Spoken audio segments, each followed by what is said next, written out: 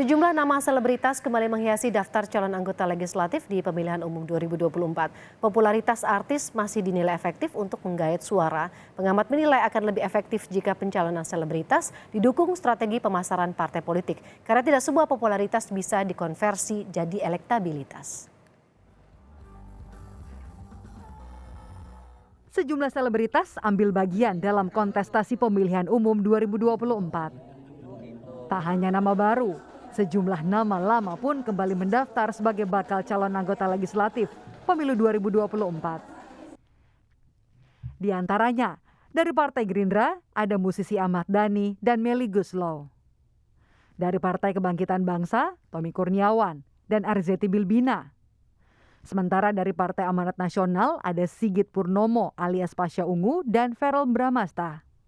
Dari Partai PDI Perjuangan ada nama Once Mekel dan Denny Cagur.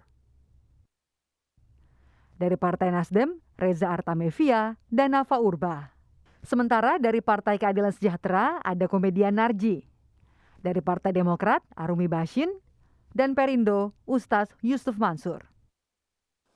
Ketua Umum PAN Zulkifli Hasan menyebut partainya tak memungkiri hampir 30% selebritas daftar sebagai bacalek. Verrel, Uya Kuya, Lula Kamal, Tom Liwafa, banyak lah pokoknya sudah banyak. Ini Anda Ekopel Trio? Mana Primus? Pasha Ungu? Oh iya loh, nggak anu tadi. Pasha Ungu? Ada Primus? Ya, ada Desi Ratnasari yang sekarang kita ajak tapi daftar juga di PAN Jawa Barat. Ketua Dewan Pimpinan Wilayah PAN itu perempuan, namanya Desi Ratnasari. Sementara itu PDI Perjuangan kembali memajukan sejumlah nama artis dan seniman yang terbukti berhasil dipilih pada pemilu sebelumnya. Dari kalangan budayawan, seniman dan artis selain figur incumbent seperti Rano Karno, Rieke Diah Pitaloka, Krisdayanti, Herve Maleholo, itu Yuniko Sihaan juga bergabung, Once Mekel, Marcel Sihaan, Taufik Hidayat Ujo, Denny Cagur, Tamara Geraldine, Sari Kuswoyo, mengingat Kus Plus itu kan spirit nasionalisme, patriotismenya luar biasa. Sekjen Partai Amanat Nasional Edi Suparno dalam program Sapa Indonesia Pagi menyebut partainya tak hanya sekedar menggait artis, tapi juga menempa mereka dalam sekolah politik partai. PAN tidak sekedar menggait artis, tetapi secara rekam jejak berhasil mentransformasi rekan-rekan dari latar belakang keartisan itu menjadi politisi.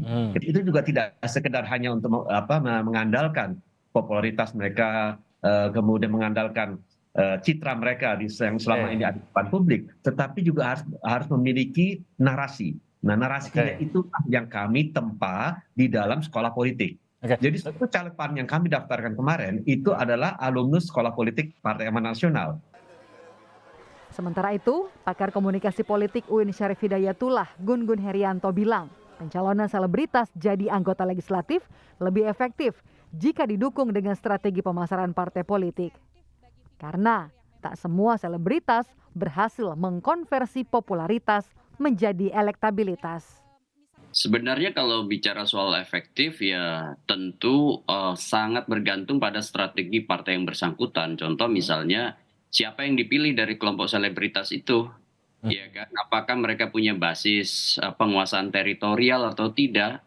Ya karena popularitas kan harus dikonversikan menjadi elektabilitas. Karena tidak seluruh orang populer itu langsung dipilih. Kenapa? Karena ini kan menyangkut kesukaan ya atau likability, juga penerimaan atau acceptability.